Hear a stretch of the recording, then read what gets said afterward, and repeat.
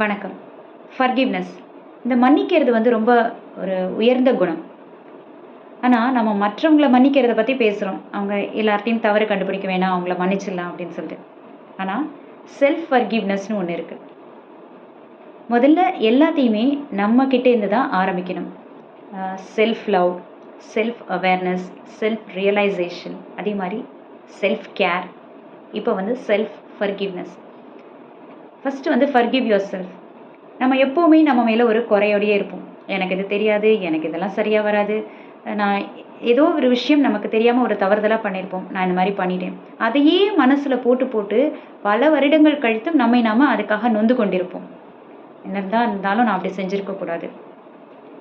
Okay, accept பண்ணுங்க. Okay, நடந்தது நடந்து விட்டது.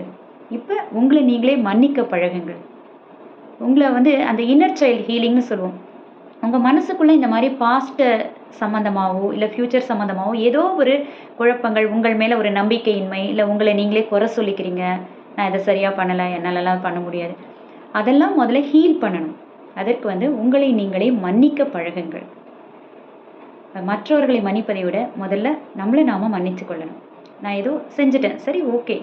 நான் இனிமே சரியான பாதைய தேர்ந்தெடுத்து நான் போறேன். நான் வந்து அத நோக்கி நான் பண்றேன். அப்படின்னு அந்த ஹீலிங் ப்ராசஸ்ல நம்ம போக ஆரம்பிக்கணும். செஞ்சு பாருங்க. நன்றி.